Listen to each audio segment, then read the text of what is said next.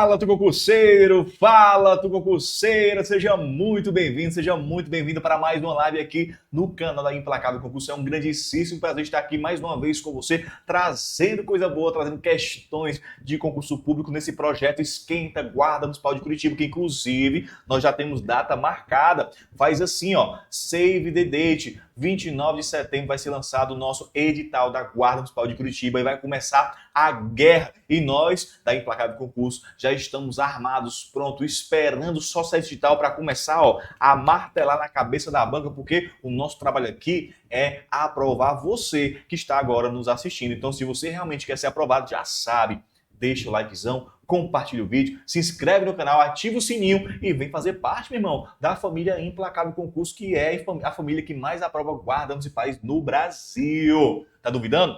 Vai lá no Instagram, dá uma verificadazinha e você vai verificar que nós não só aprovamos, mas nós temos a ousadia de colocar nossos alunos lá em cima, ó, nos primeiros colocados, porque você merece. Toda a sua dedicação, esforço, compromisso, ela vai ser retribuída com a sua aprovação em nome de Jesus, tá bom? Então vamos iniciar. Temos hoje o projeto Esquenta Guarda Municipal de Curitiba, então já coloca nos comentários aqui de onde é que você está falando, de onde é que você vai sair para fazer essa prova da Guarda Municipal de Curitiba e comente, compartilhe esse vídeo, faça a correntezinha do bem para que você possa receber esse bem de volta através de questões de concurso público. Quem compartilha os vídeos da Implacável Concurso já ganha pelo menos 2 questões de prova. Isso aí já é comprovado cientificamente pela NASA. Então, vamos para cima. Trabalharemos hoje o esquenta da Guarda Municipal de Curitiba, questõezinhas relativas a direito administrativo e direito especial, tá bom? Direito penal especial, que são as leis extravagantes. Então, vem comigo sem muita enrolação, vamos trabalhar juntinhos aqui, a nossa primeiríssima questão. Lembrando, tá, que todas as questões da nossa aula de hoje são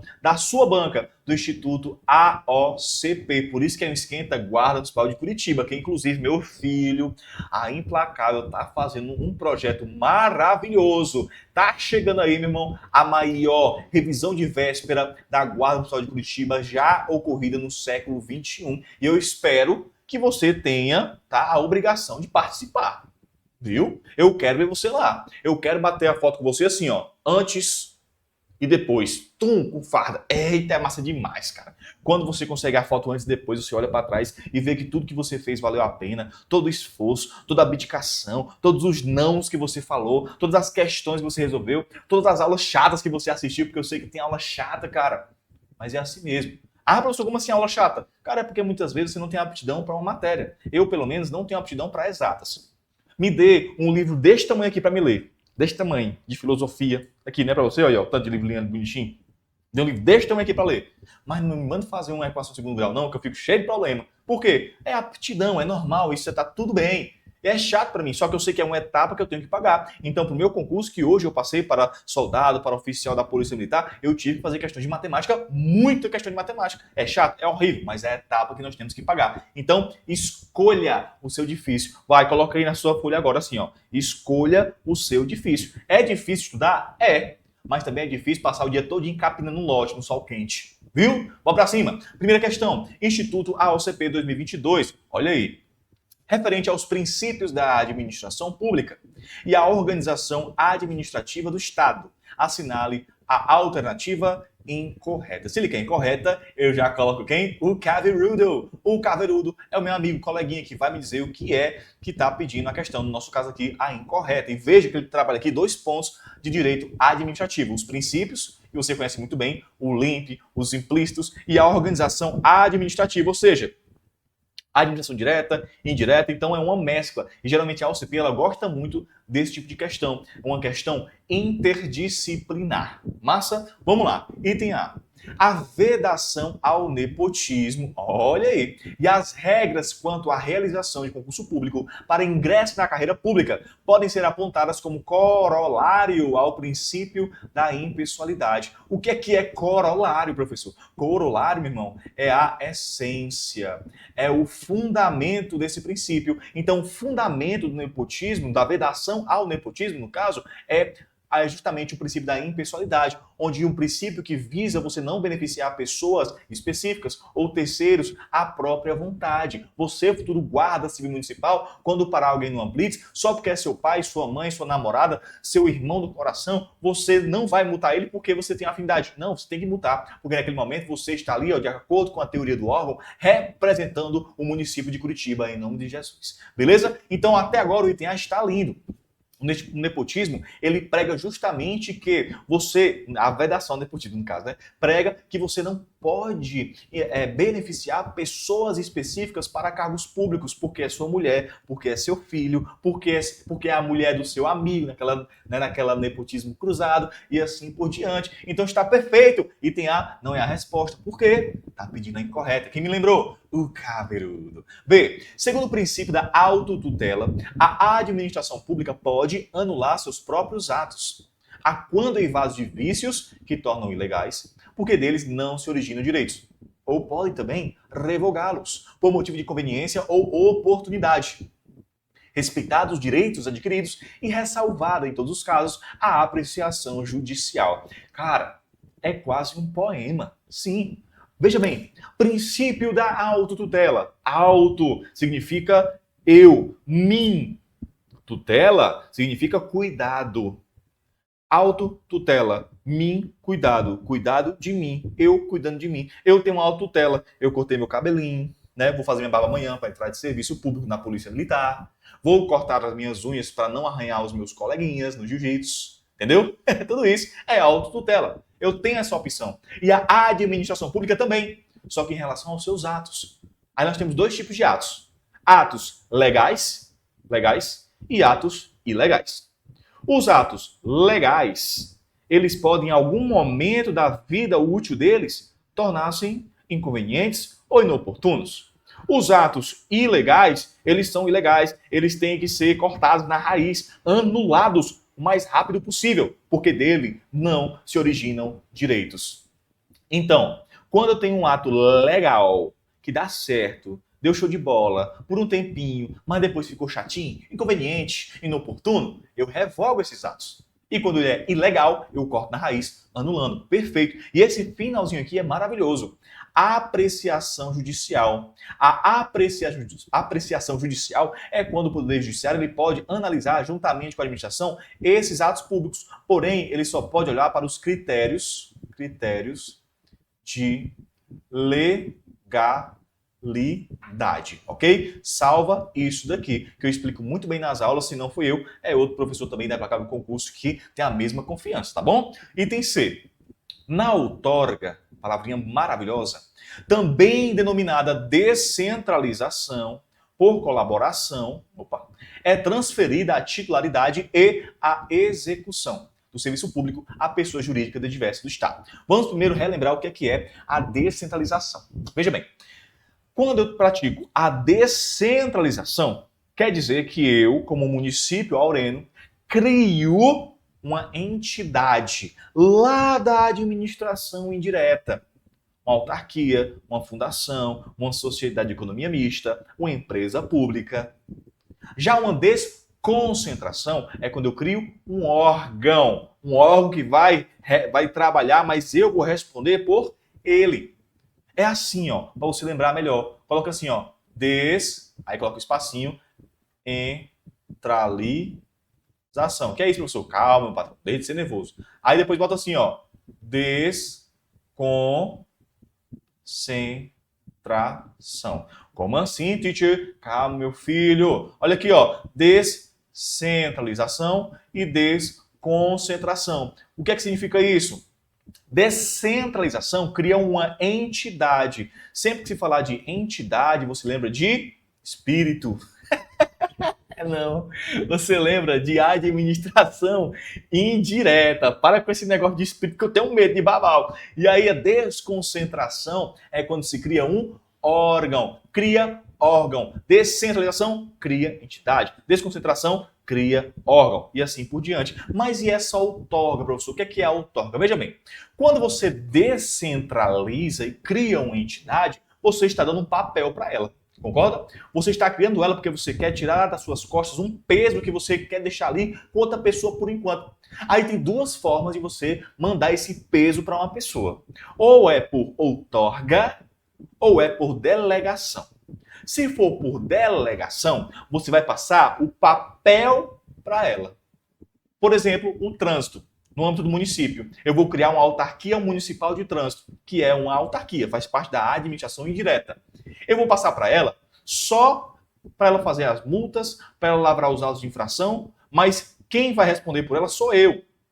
Eu vou ter o título de dono do trânsito, mas você vai ter a execução. Você vai lá executar. Vou te pagar só para você executar. Aí você manda tudo para mim. Beleza? Show de bola? É isso aí. Agora, se for outorga, que não é por delegação, delegação é isso, eu passar só a execução. Outorga, olha o T de outorga. Eu passo o título. E se eu passo o título, eu também passo a execução. E tá aqui, meu irmão, vem aqui, ó. Toma esse esquema para você, ó. Presta atenção.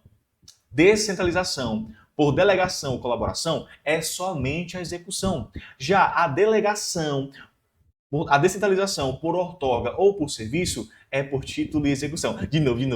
Vamos lá. Olha aí, ó. A descentralização por delegação ou colaboração é o quê? Somente a execução.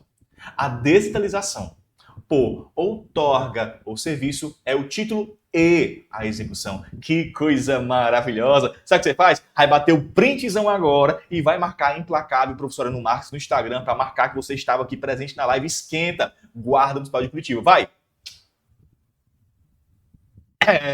Pivete, eu gosto assim, participativos. Olha aí. Então o item C, ele tá certo ou tá errado? Vamos aqui marcar do jeito aqui que é para ser. Ó, outorga. Se ele falou outorga, eu lembro do T de título. Aí depois ele fala descentralização por colaboração.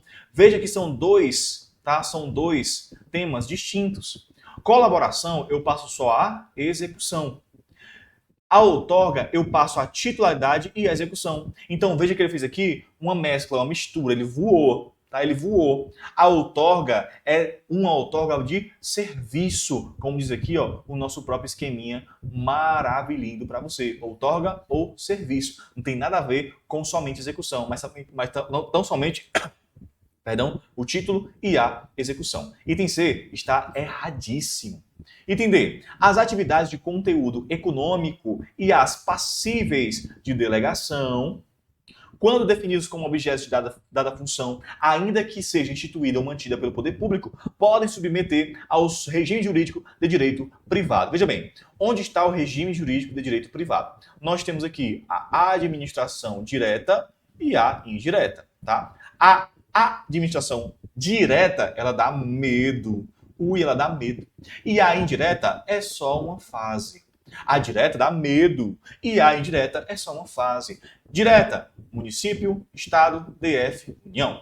Indireta, fundações públicas, autarquias, sociedade economia mista e as empresas públicas. Então, direta dá medo. Indireta é só uma fase. Fique tranquilo. E aí, cara, pensa comigo. Tá? Pensa comigo. Aqui nós temos a fundação pública, a sociedade economia mista e a empresa pública. Essas aqui são instituições de direito privado em regra, tá bom? A fundação pública ele tem a sua exceção, mas vamos trabalhar aqui através da regra. Nesse caso aqui, se essas sociedade economia mista e empresas públicas trabalham com conteúdo econômico, que são esses conteúdos passíveis de delegação, então pode-se submeter esses conteúdos, essas atividades para o regime jurídico de direito privado. Isso acontece a todo momento. O Banco do Brasil está aí para ver, tá bom? Então, certíssimo entender. Item E. Embora não possuam personalidade jurídica própria, está aqui logicamente falando dos órgãos, tá? Determinados órgãos públicos gozam de capacidade processual ativa, de modo que, em tais casos, que são bem excepcionais, terão capacidade postulatória. O que é capacidade postulatória? De responder judicialmente, para agirem judicialmente em nome próprio. Veja bem, nós temos a regra da teoria do órgão, em que, na regra, o órgão ele não possui personalidade jurídica própria. Ele não possui capacidade processual. Só salva essas palavras, tá? Órgão, em regra, não possui capacidade processual, não possui personalidade jurídica própria. Mas existem as exceções. Se a banca citar que existem as exceções, está correto, você já leva a sua prova para casa. Ok? Então, primeira questão, item C. De concursado você será em nome de Jesus Cristo. Está aqui para você a questão do nepotismo, tá? Que foi um ADI 394 do nosso ministro Edson Fachin, que diz o seguinte: a proibição da prática do nepotismo viola os princípios da moralidade, da impessoalidade, da isonomia de diploma legal, que excepciona da vedação ao nepotismo os servidores que estivessem no exercício do cargo no momento de sua edição. Então, não somente o princípio da impessoalidade é ferido pelo nepotismo, mas também o da moralidade e da isonomia. Olha aqui o princípio da autotutela, que eu trouxe para você aqui uma situação, porque nós trabalhamos tanto os princípios quanto também a organização da administração pública. Cuidado, tá? Não confunda autotutela com tutela administrativa. Autotutela é o poder da administração de anular ou revogar os seus próprios atos. É um princípio implícito, uma junção da legalidade com a eficiência. Já a tutela administrativa é quando nós tratamos da administração direta e da administração indireta. Por quê, professor? Porque geralmente nós falamos assim: a administração direta, através do processo de descentralização, criou a administração indireta. Então, se ele criou, há ali uma relação de hierarquia. Negativo. Não há relação de hierarquia entre a administração direta e a indireta. Há entre os órgãos, por exemplo, tá? Fica a dica para você. Mas entre as administrações, não há. Ok? O que é a profissão, então? Uma supervisão ministerial, um controle finalístico. Eu só vou observar aquela entidade que eu criei para ver se realmente ela está trabalhando para o fim que eu a criei. Só isso. Por exemplo, você pode vetar algumas coisas, sustar aprovações nas normativas e assim por diante, ok? Então, é isso aí. Ainda por cima, o nosso querido STF, o nosso amigo aí, Alexandre de Moraes, ele falou o seguinte, ó: as atividades de cunho econômico que são passivas de delegação, elas podem ser executadas por particulares, né, complementando e confirmando o nosso item D de dado, ok? Show de bola? Vou passar isso aqui que eu já mandei para você, já falei direitinho o que é.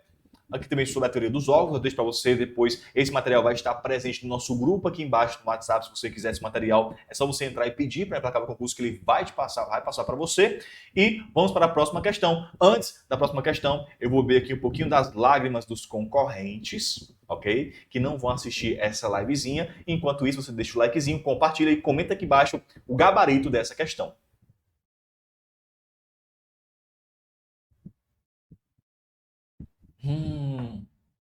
Gostinho do desespero. Vamos lá, Instituto OCP 2024. Artigo 53 da lei tal, dispõe que a administração deve anular os seus próprios atos quando derivados de vício de legalidade e pode revogá-los por motivo de conveniência ou oportunidade, respeitados os direitos adquiridos. Nesse caso, quanto aos princípios que regem o direito administrativo, é correto afirmar que esse dispositivo legal descreve o princípio vamos lá, o poder da administração de anular seus próprios atos ou revogá-los quando por motivo de conveniência ou oportunidade. Trata-se do princípio acabamos de ver, pai. Legalidade? Não, cara. Legalidade aqui, autonomia da vontade, é aquele negócio. O particular pode fazer tudo que a lei não proíbe. O servidor público só tem que fazer aquilo que está previsto em lei, e assim por diante. Impessoalidade? Acabamos de ver. Publicidade? Tudo tem que ser publicado em diário oficial para que se torne eficaz. Eficiência, você utilizar os recursos da administração pública de uma forma econômica. Então só sobrou o princípio da autotutela. A resposta correta do nosso item é o princípio de cuidar de si mesmo, que nós trabalhamos aqui, ó, bem aqui para você. Olha aí, lindíssimo. Tá aqui, a autotutela, maravilhoso para você. Vamos lá?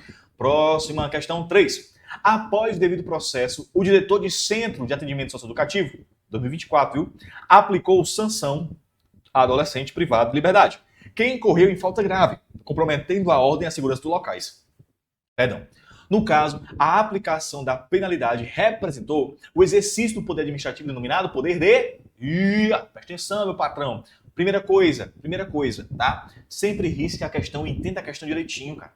O Instituto OCP ama questões de casos concretos. Caso concreto, eu gosto de trabalhar porque você realmente trabalha o que você aprendeu no dia a dia. Porém, é muito mais fácil da banca colocar uma pegadinhazinha e conseguir ludibriar você. Preste atenção, meu patrão. Olha aqui, ó. Após o devido processo legal. Ou seja, houve então aqui uma legalidade. Uma legalidade no processo. O diretor de um centro de atendimento educativo, ou seja, ele é uma espécie de chefe.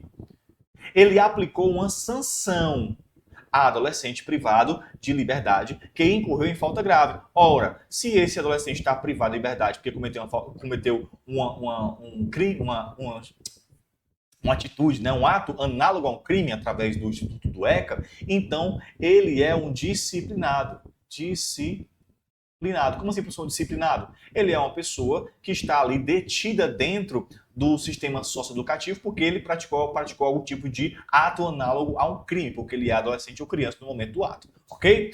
Veja bem, o que a questão quer saber? Essa relação que existe, entre o chefe e o disciplinado e a aplicação de sanção, ela eiva de qual poder? Dois poderes estão envolvidos aqui nessa questão, tá bom? O poder, cadê a canetinha? Sumiu, aqui apareceu. Hierárquico e disciplinar. O hierárquico ele acontece quando nós temos um chefe, ou seja, alguém que está superior, e abaixo um subordinado. Um subordinado. No nosso caso aqui, o adolescente, porque ele está vinculado à administração, está abaixo do chefe, porque o chefe tem poder sobre ele. Aqui nós temos a figura do poder hierárquico, tá bom? Dentro do poder hierárquico, por conta do poder hierárquico, por conta de eu ser superior e você ser inferior a mim, subordinado, eu tenho o poder de disciplinar você, de sancionar você, de aplicar uma sanção administrativa. O nome dado a isso, a esse poder, é poder disciplinar. Por que eu falo isso? Porque muitas questões são gaiatinhas. Você é de Curitiba, provavelmente, ou de Redondezas, não entende essa linguagem gaiato, né? Mas gaiato aqui no Ceará é o cara que é mala, o cara que é escamoso, que é liso. Ou seja, ele consegue te ludibriar. Porque essa questão, ela pode ter até duas respostas, dependendo da forma que ela pergunta. Nesse caso, ele fala o seguinte, que muda a questão. Veja bem, no caso, a aplicação da penalidade representou. Então é o finalmente, é o resultado. O resultado da aplicação realmente vem do poder disciplinar, ok? Se tivesse falado assim, no caso, a possibilidade da aplicação da penalidade do chefe em relação ao adolescente, adivinha de que poder? Aí sim, aqui seria do hierárquico. Tem que tomar muito cuidado com essas questões, né? Muito aluno vem comigo, professor, essa questão cabe recurso? Eu falei, cara, não cabe. Porque o poder hierárquico, ele contém o poder disciplinar. É assim, cara, ó, desenhando aqui para você. Temos o poder hierárquico e dentro o poder disciplinar. E o que é que liga os dois? Um vínculo com a administração. Precisa ter um vínculo, porque se não tiver, não é poder hierárquico, nem é poder disciplinar. Pode ser poder de polícia, tá bom? Mas não é nenhum desses dois. Show de bola? Vem comigo. Olha aqui o que falou o nosso queridíssimo Rafael Carvalho Rezende de Oliveira. O cara é bom, cara. Por isso que eu trouxe aqui ipsis literis para você. Olha, fundado normalmente na hierarquia administrativa, o poder disciplinar relaciona-se com as relações jurídicas especiais administrativas, englobando duas situações. Primeiro, relações funcionais travadas com agentes públicos e particulares inseridos nas relações jurídicas especiais com a administração, mas que não são considerados como agentes públicos. Olha que legal. Primeiro, independentemente da natureza do respectivo vínculo jurídico, legal ou negocial, você aplica a sanção porque tem alguma conexão, tem algum vínculo. Por exemplo, você, futuramente, servidor público do município de Curitiba, tem um vínculo com a administração de cargo público efetivo. B. Particulares inseridos em relações jurídicas especiais com a administração, ou seja, particulares que não são servidores públicos, mas em que em algum momento eles criaram um vínculo, por exemplo, os próprios mesários. Algumas diferenças entre o poder hierárquico e o poder disciplinar para você levar para a sua prova, porque eu amo você e quero que você seja aprovado. Então, PQP aqui para você, passível questão de prova. Vamos lá. Poder hierárquico trata da exoneração, trata da remoção, da anulação, da delegação e da avocação. Dispensa de função de confiança também. Poder disciplinar, penalidade, sanções, advertência, suspensão, demissão, destituição de função de confiança ou de cargo comissionado é uma sanção. Então não confunda com a dispensa. Cassação de aposentadoria ou disponibilidade e a multa. Por que, pessoal, é diferente? Veja bem, quando eu falo de dispensa de função de confiança, é porque a função de confiança ela é de livre nomeação, livre exoneração. Quando eu dispenso você, eu estou praticando esse finalzinho, livre exoneração. Então não é uma sanção, é o poder hierárquico agindo. Agora, se for uma destituição desse cargo de função de confiança, aí, ó, poder disciplinar. Olha aí, eu trouxe para você aqui um pequeno resumo sobre o poder de polícia, porque ele também é comparado muitas vezes nas questões com o próprio poder disciplinar. Então eu trouxe justamente para que você possa ter uma noção também do que é o poder de polícia. Em suma, em resumo, o poder de polícia, os principais tópicos são: o primeiro tópico aqui que diz condiciona e restringe as atividades privadas, que é o conceito basicamente de poder de polícia, os atributos do poder de polícia, discricionariedade, auto-executoriedade e coercibilidade, caem demais. Isso daqui já é uma exceçãozinha da policinha aqui, eu vou dar uma passadinha, tá bom? E o que cai mais também é o nosso último item. Então vamos ler tudo, tá? Pode haver exigência de taxas e não de tarifas. Liga essa palavra com o poder de polícia, que fique tudo bom para você. Pode delegar algumas coisas do ciclo de polícia? Pode, em relação, por exemplo, ao consentimento, fiscalização e sanção. Isso nós vimos diretamente, mais profundamente na nossa aula, porque aqui, senão eu vou tomar todo o seu tempo, não tenho muito tempo assim para fazer essa live.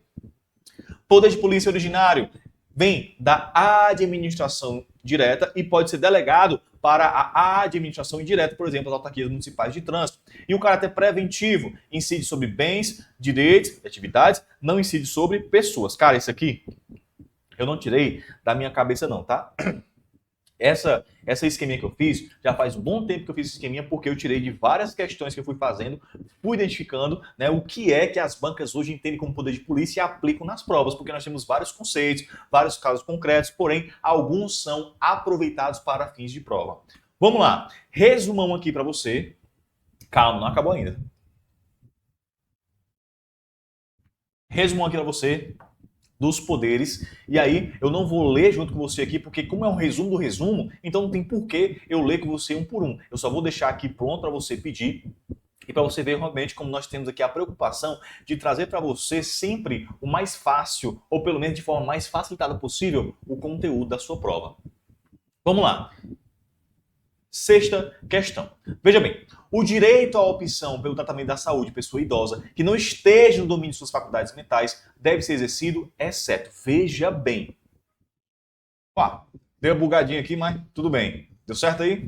Vamos lá. Sexta questão. Pessoal, na verdade, eu acho que não é a sexta questão. Eu acho que eu acabei de fazer foi a 3, não foi? Deixa eu ver aqui. Pronto. Aí eu pulei aqui as questões, ó. 3, né? Agora, questão número 4, cadê? Aqui, pronto. Fiz popular a questão. Me avisa, rapaz. Instituto AOCP no 25. Em relação ao poder da administração pública, preencha as lacunas e assinale a alternativa correta. Ainda não passamos para leis especiais. Tenha calma que vai dar certo. Vamos lá. O tururu ocorre quando a gente ultrapassa os limites de competência e constitui juntamente com o tarará, que é vício quanto à finalidade, as espécies de. Aí nós temos aqui tratar o assunto de abuso de poder. O abuso de poder, veja bem, ele se divide em duas espécies. Então posso dizer que o abuso de poder, ele é o gênero. Temos o gênero, aliás, a espécie do gênero, abuso de poder, excesso, e abuso de poder, desvio. O abuso de poder, excesso, é quando a autoridade extrapola os limites de sua competência. E o desvio de poder é quando ele trabalha dentro das suas competências, porém, contudo, todavia, a competência, aliás, o ato, ele é contrário à administração pública, é contrário ao interesse público. Aqui estão, então, as duas principais palavrinhas para você ligar no dia da sua prova. Positivo, operante, vamos lá. O tururu ocorre quando a gente ultrapassa os limites de competência. Aqui nós temos o excesso. Então não é o item A, não é o item B, não é o item C, não é o item E, só pode ser o nosso item D, que Deus não comanda a aprovação. Chegando. Então, o desvio de poder é o vício quanto à finalidade, não é o interesse público, é outra finalidade específica. E tudo isso juntando é o abuso, o gênero abuso de poder. Quarta questão, item D. De Deus o comando e aprovação chegando. Quinta questão, agora sim, entraremos dentro do estado da pessoa idosa. Acabei pulando aqui as questões, mas eu já desenrolei aqui para você. Vamos lá. Quanto à lei federal, denominada Estatuto do Idoso, que hoje é Estatuto da Pessoa Idosa, mas isso não influencia em nada nas resoluções da questão, analise as assertivas abaixo e assinale a alternativa que aponta as corretas. Show de bola. Questões de itens. Opa, volta aqui um pouquinho. Questões de itens, nós sempre começamos pelo menor. Portanto, nós temos aqui, cadê a canetinha? O item menor, nosso item 1. O nosso item 1 diz o seguinte: a garantia de prioridade compreende destinação privilegiada de recursos públicos nas áreas relacionadas com a proteção do idoso. Tanto o idoso quanto o estatuto da pessoa com deficiência, quanto o estatuto da criança e do adolescente, quanto o estatuto da pessoa da juventude, nós temos as garantias de prioridade, que são direitos inerentes que todos nós temos, porém, essa parcela da população que carece de uma atenção especial, o idoso, a criança, o adolescente, a pessoa com deficiência, elas têm uma garantia maior para que elas possam se igualar no quesito direitos dentro da sociedade. Então temos o seguinte, a garantia de prioridade dentro do estatuto da pessoa idosa. E eu trouxe aqui para você as principais que caem em prova. Primeiro, o atendimento preferencial, imediato e individualizado. Lembra, estou marcando as palavras mágicas, tá? 2, preferência na formulação e execução de políticas sociais específicas. Isso já foi trocado em prova. 5, priorização do atendimento da pessoa idosa por sua própria família, ou seja, a preferência da família, em detrimento, no lugar, em vez de o atendimento asilar, exceto, logicamente, nos casos em que não tem condição, realmente ele tem que ir para um asilo porque ele tem que sobreviver. E o que mais cai em provas é esse: prioridade no recebimento da restituição do imposto de renda, ok? Então, realmente, há essas garantias de prioridade, está perfeito nosso item 1. Portanto, eu já elimino o item A, já elimino o item C, ficando somente com o item B, D e E. Segundo item, dentre os direitos garantidos ao idoso, não se encontra o exercício de atividade profissional. Quer dizer que é porque ele é idoso, porque ele tem mais de 60 anos, que é a idade dos idosos. Então, quer dizer que ele não pode trabalhar? Errado. Inclusive, há um título específico direcionado para o trabalho dentro do Estatuto da Pessoa Idosa, justamente trazendo essa possibilidade e incentivando as empresas a dar lugar para as pessoas idosas que querem continuar trabalhando. Então, o item 2 está erradíssimo. Portanto, elimino o item E, ficando somente com o item B e com o item D. Vamos lá. 3. O idoso, ainda que esteja no domínio de suas faculdades mentais, ou seja, ele sabe o que está fazendo, sabe o que está pensando, ele não tem assegurado o direito de optar pelo tratamento de saúde que ele for reputado mais favorável. Poxa, isso aqui é contrassenso, né? Se o cara está com o domínio de suas faculdades mentais, ou seja, ele está são, então ele pode escolher qual é o melhor tratamento para aquela doença que ele está passando. Não, eu quero tratamento quimioterapia. Não, eu quero só com remedinho. Eu quero fazer só com chá. É problema dele. Ele pode escolher sobre sua saúde. Agora, quando ele não tem faculdade mental, quando ele não tem condição de decidir por si mesmo, aí nós vamos para outras possibilidades que nós vamos ver na próxima questão, tá bom? Item 3 está erradíssimo. Então, o item B está jogado fora. Resposta, item D, novamente, Deus no comando, aprovação chegando.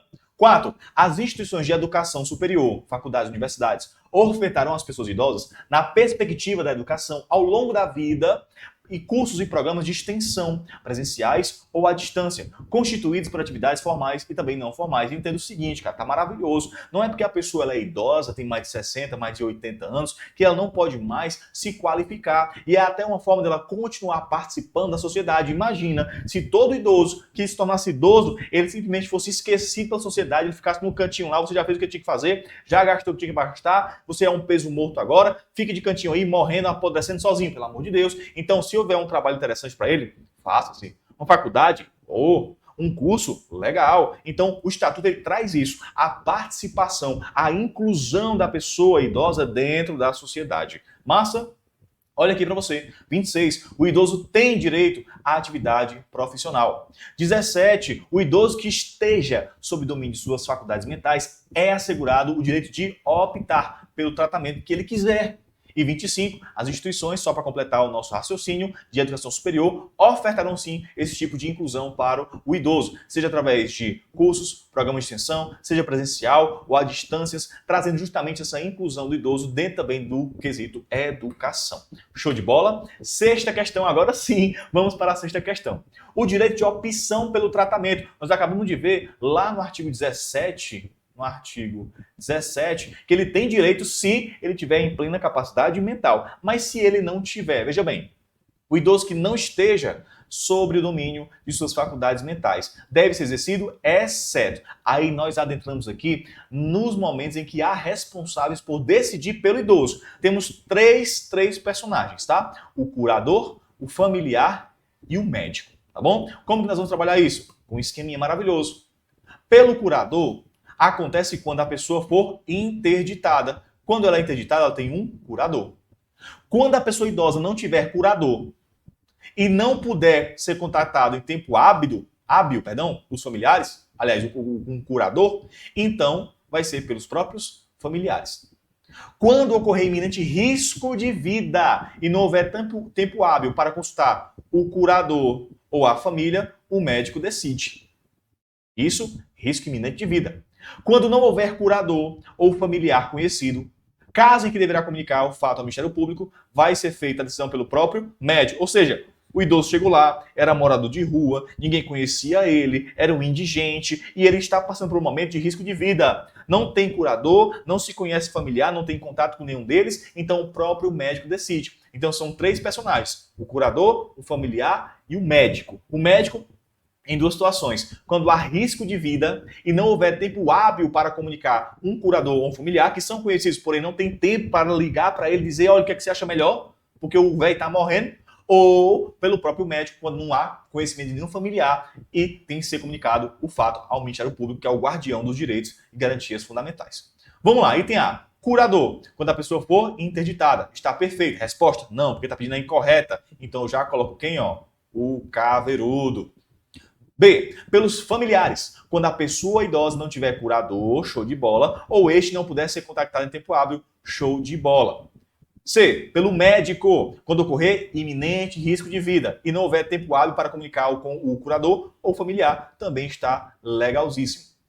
D. Pelo representante do Ministério Público? Não, cara. Somente três personagens. Curador, familiar e médico. Curador, familiar e médico. Apareceu diferente, já pode colocar errado. O MP tem que ser avisado quando não se conhece curador, não se conhece familiar, e aí o médico tem que resolver naquela hora ali. Aí se avisa para o Ministério Público, que é o garantidor dos direitos do idoso. Ok?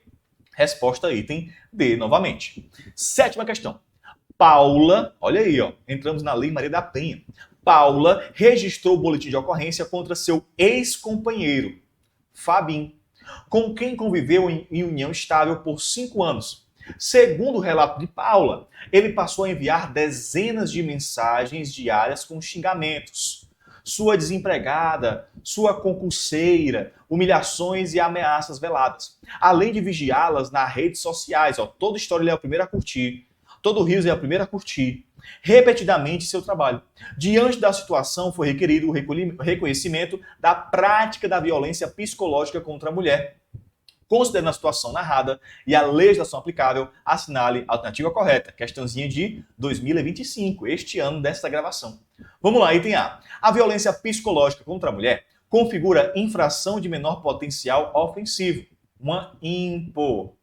Portanto, sua punibilidade exige a tentativa de conciliação entre as partes antes do oferecimento da denúncia. Duas coisas, dois erros do item A. Primeiro, a violência contra a mulher não é uma infração de menor potencial ofensivo. Não se encaixa em infração de menor potencial ofensivo.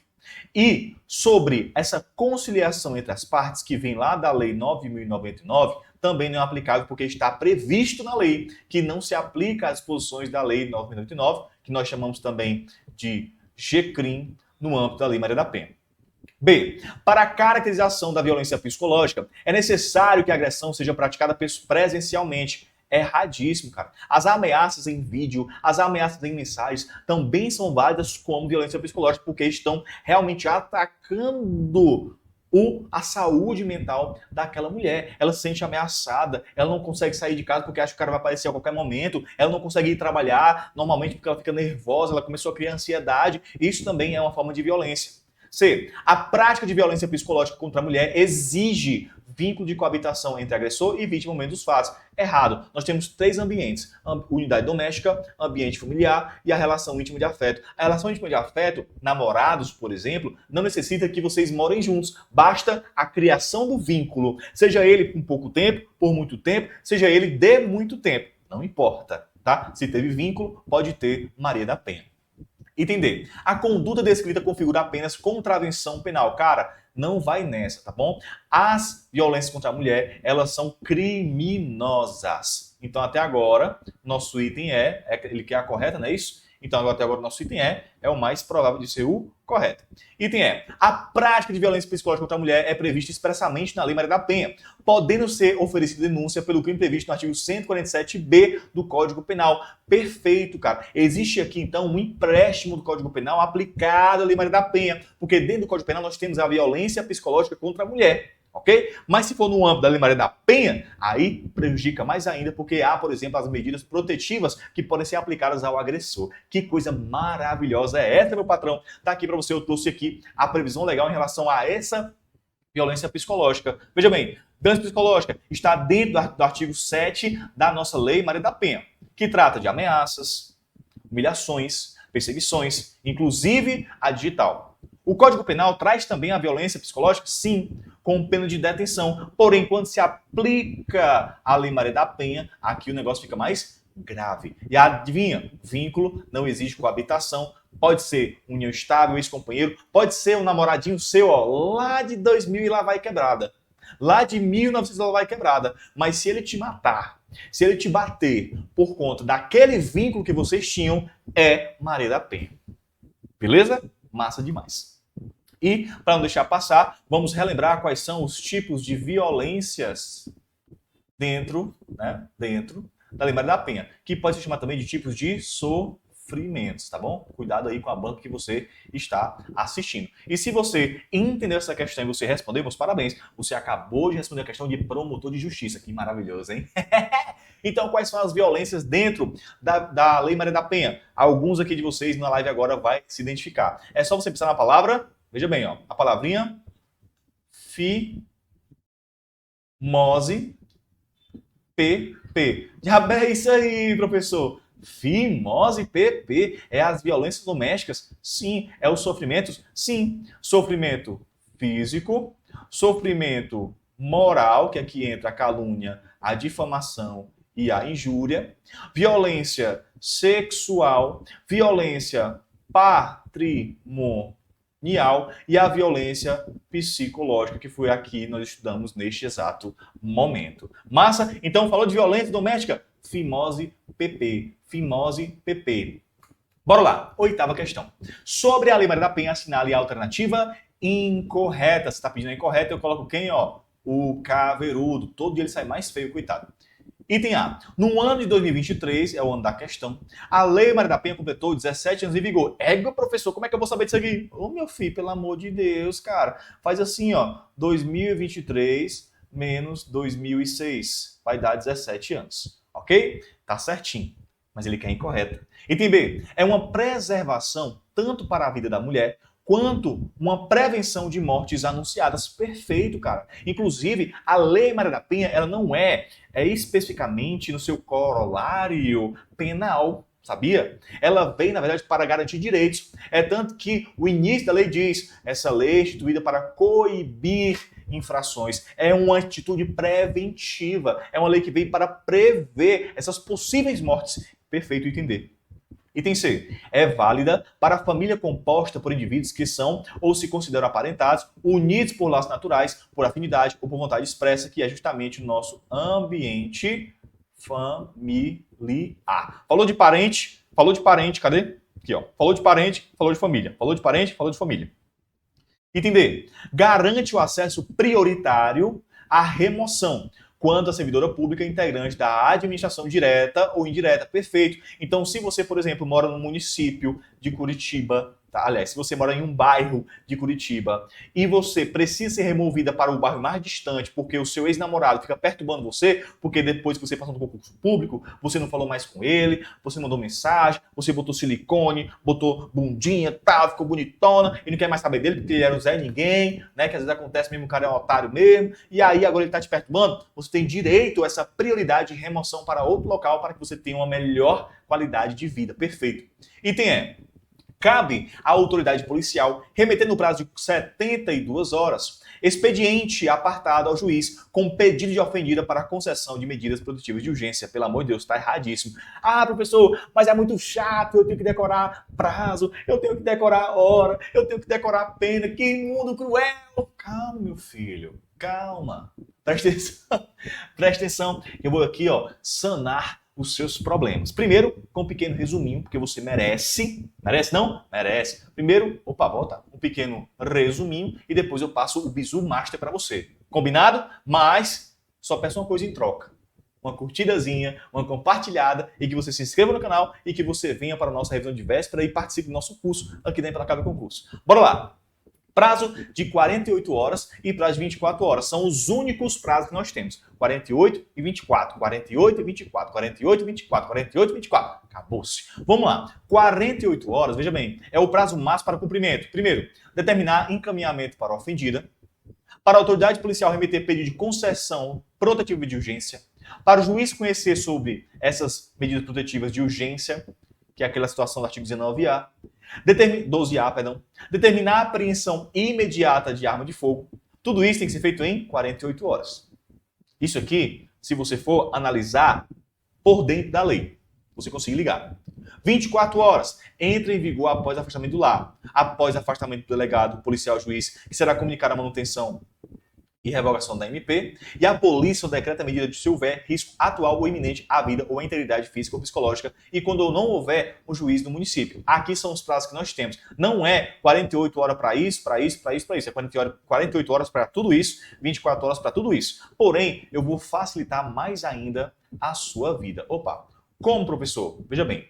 Aqui no finalzinho, vou pegar aqui o espacinho, pronto, aqui mesmo, Vou apagar isso aqui, tá? Aí você lembra que é o Fimose PP, show de bola? Vou apagar isso aqui tudinho, para que a gente possa fazer o bizuzinho dos prazos da Lei Maria da Penha. Aqui você vai matar muita questão em nome de Jesus, tá bom? Vamos lá, prazos da Lei Maria da Penha. Nós temos dois prazos, 24 e o prazo de 48. Sempre que se falar de 24, você vai procurar a palavra comunicar, ou a palavra comunicado. Sempre que falar de 48 horas, você procura a palavra expediente. Pode ser? Show de bola? Tá combinado? Pois bate aqui, pronto, meu filho, vamos pra cima agora. Falou de 24 horas, falou de comunicar, de comunicado. Falou de 48 horas, tem que colocar aqui, horas. Falou de comunicado, 24 horas. Falou de expediente, 48 horas. Aí eu aposto com você se você não vai matar um monte de questão ou não vai. Beleza? E finalizamos por aqui a nossa livezona maravilhosa. Só quero lembrar para você que a Implacável Concurso já está com o nosso curso completo para a Guarda Municipal de Curitiba. Como assim, professor? Curso completo, nem saiu o edital, mas nós já estamos com o curso completo. Se for necessário atualizar o curso, vai ser atualizado sem custo nenhum para os nossos alunos. E vou deixar aqui para você tudo que nós temos no nosso curso e essa futura fardinha que você vai vestir com muito esmero. Então temos aqui videoaula já pronta para você, temos os simulados, e-books exclusivos, cronograma personalizado para cada disponibilidade de rotina, a atualização completa se precisar e o acesso de 1 ano, além dessas lives gratuitas que são maravilhosas, tem muita qualidade e também nós vamos ter algumas condições especiais, por exemplo, para quem é aluno da Guarda Municipal de Curitiba, para a revisão de véspera, para eventos presenciais, para o porta de prova, para alguns benefícios que nós temos aqui que só vai saber quem realmente está lá dentro do nosso grupo do WhatsApp, que está aqui embaixo na descrição, tá bom? Então, para finalizar, deixa aquele like, compartilhe o vídeo e eu só quero agora uma missão junto com você. Pode ser? Eu posso contar com você neste momento maravilhoso? Então, inicialmente, deixa aqui meu obrigado, tá? Que Deus abençoe você na sua caminhada, que Deus te acompanhe, te guie, que Maria passe à frente das suas dificuldades, que todo dia você se levante com força e determinação para vencer e fazer o possível porque o impossível é só com Deus, tá bom? Então, comenta aqui embaixo para finalizar com chave de ouro a live. Comenta assim, ó: eu vou ser aprovado em 2025. Eu vou ser aprovado em 2025. Comenta aí, eu quero ver um monte de comentário. Tanto você que está assistindo a live agora, na hora, quanto você que está assistindo a live agora depois, gravado, irmão. Comenta, eu vou ser aprovado em 2025. Profetize uma vitória na sua vida ainda este ano e Deus vai abençoar você, porque Ele diz na sua palavra que onde tem mais de 2 pessoas orando em seu nome, eu estou lá, e se elas estiverem em acordo, vai ser dado o que for pedido. Então, se todos aqui comentarem, eu vou ser aprovado em 25, adivinha, a aprovação, ela virá em nome de Jesus, tá bom? Então, vamos para cima, fique com Deus e até o nosso próximo encontro.